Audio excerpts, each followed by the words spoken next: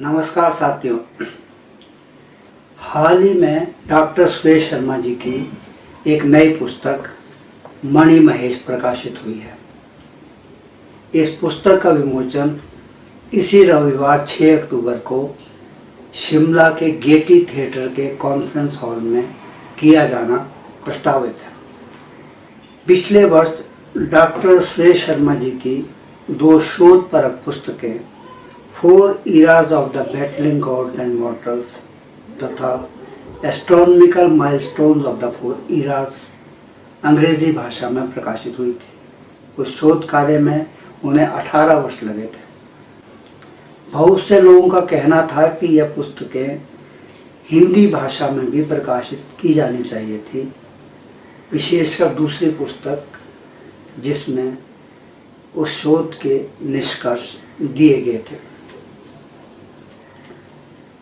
मणि महेश नाम से इस बार जो उन्होंने पुस्तक प्रकाशित की है वह अंग्रेजी तथा हिंदी दोनों भाषाओं में है।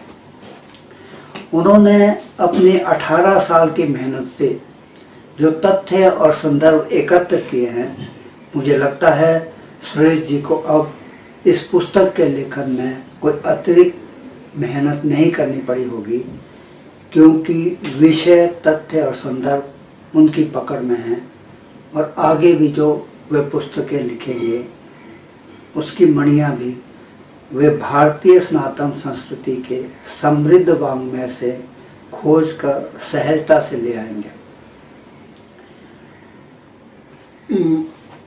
मणि महेश का मुख्य कथानक एक यात्रा है या कहें कि एक ट्रैकिंग है जो 4200 वर्ष पूर्व राजा पुरुरवा ने प्रतिष्ठानपुर से पुरुषनी नदी, जिसका नाम इरावती नदी है, के किनारे,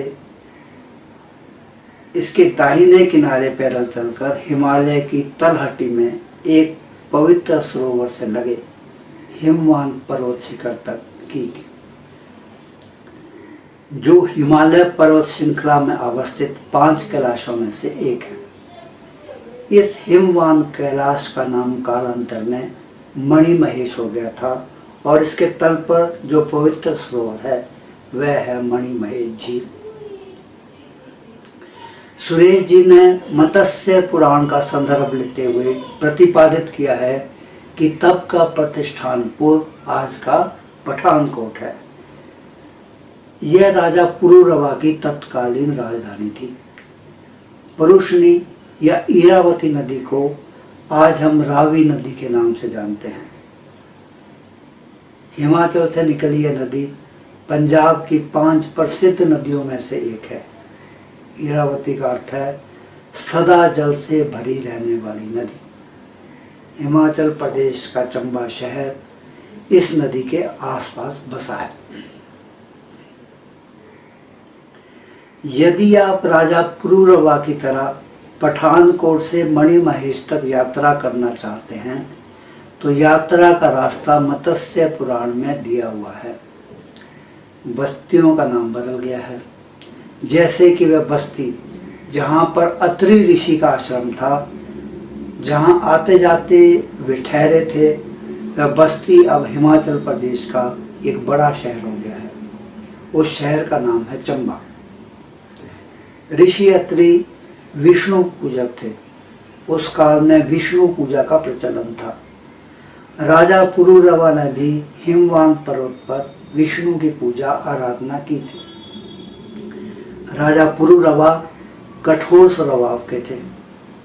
राजा थे पर देखने में राजा की तरह दिखते नहीं थे। हिमवान पर्वत की आध्यात्मिक यात्रा ने उन्हें पूरी तरह सहज, रूपवान और लोकप्रिय बना दिया था। राजा पुरुरवा ने तो यह यात्रा पैदल संपन्न की थी। उन्हें इस सुरम्य यात्रा में 1 वर्ष का समय लगा था। इस यात्रा के दौरान जो कुछ उन्होंने देखा, अनुभव किया, वह मत्स्य पुराण के श्लोकों में लिपिबद्ध है। कमेंट्री श्लोक दर श्लोक सरस संस्कृत में है सुरेश जी ने इसे और भी आसान कर दिया है। सरस अंग्रेजी और हिंदी में इनका भावानुवाद श्लोक दर श्लोक पुस्तक में दिया गया है।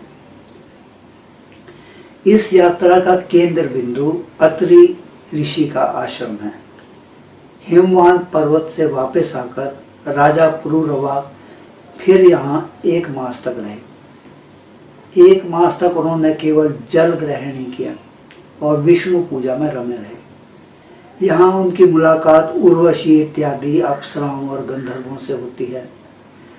उनकी रोमानी जल क्रीड़ाएं पुरुरवा को विचलित नहीं करती। राजा का व्यक्तित्व और व्यवहार अब तक बदल चुका था।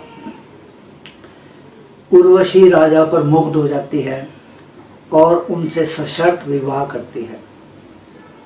उधर गंधर्व उनकी विवाह की शर्तों को तोड़ने में सफल रहते हैं। उर्वशी वापस चली जाती है, पर राजा का वियोग देखकर वर्ष में 1 दिन राजा के साथ बिताने को कहती है। इस तरह वे 64 वर्ष तक साथ रहे। राजा पुरुरवा और उर्वशी की 6 संतानें होती हैं। नहुष और ययाति इसी वंशावली से है। राजा पुरुरवा और अप्सरा उर्वशी का कथानक इतना रोमानी है कि श्री राम धारी सिंह दिनकर जैसे राष्ट्र कवि रश्मि रथी और कुरुक्षेत्र जैसे वीर रस के काव्य का सृजन करके खुद को उर्वशी काव्य लिखने से रोक नहीं पाए। राजा पुरुरवा का यह कथन कि मर्त्य मानव की विजय का तूर्य हूं मैं, उर्वशी अपने समय का सूर्य हूं, यह कथानक श्री रामचंद्र के युग के अवतरण के कुछ वर्ष पूर्व का है। यह वह समय था जब मोहनजोदड़ो और हड़प्पा की सभ्यताएं अवसान पर थी। रही चंबा की बात, तो उस समय यह बस्ती भर थी। पुस्तक में दी गई जानकारी के अनुसार एक मरु नाम के व्यक्ति कलाप ग्राम से, जो कुल्लू में एक पावन स्थल था, वहां से यहाँ ब्रह्मपुर में आकर बस गए थे। ब्रह्मपुर को आज हम भरमौर के नाम से जानते हैं। यहाँ आकर उन्होंने अपना राज्य स्थापित किया। भरमौर के ज्ञात इतिहास के अनुसार राजा मेरुवर्मन 7वीं शताब्दी के अंतिम 2 दशकों में भरमौर के शासक थे। उनकी वंशावली में राजा साहिल वर्मा हुए। उनकी बेटी का नाम था चंपावती। उनकी बेटी को यह स्थान इतना पसंद आया कि उसके अनुरोध करने पर राजा साहिल वर्मा ने 920 ईस्वी में अपनी राजधानी को भरमौर से इस स्थान पर स्थानांतरित कर दिया और इसका नाम रखा गया चंबा। यह लोग शैव पूजक थे। धीरे धीरे शिव परंपरा बढ़ती गई और मणियों और कीमती पत्थरों से बहुल इस हिमवान पर्वत का नाम पड़ गया मणि महेश और झील का नाम हो गया मणि महेश झील। यह सारांश इस पुस्तक में दिए गए शोध का एक सतही हिस्सा है, जो केवल यह दर्शाने के लिए है कि इस पुस्तक में ऐसा क्या है जिसे कम से कम सनातन धर्मियों को तो अपनी समृद्ध संस्कृति को जानने के लिए पढ़ना ही चाहिए। मणि महेश पुस्तक में केवल तथ्य ही नहीं जुटाए गए, बल्कि यह पुस्तक रोचक भाषा में लिखी भी गई है। इसे पढ़ते हुए आपको आनंद आएगा। बहुत बहुत धन्यवाद। नवरात्रि की बहुत बहुत शुभकामनाएं।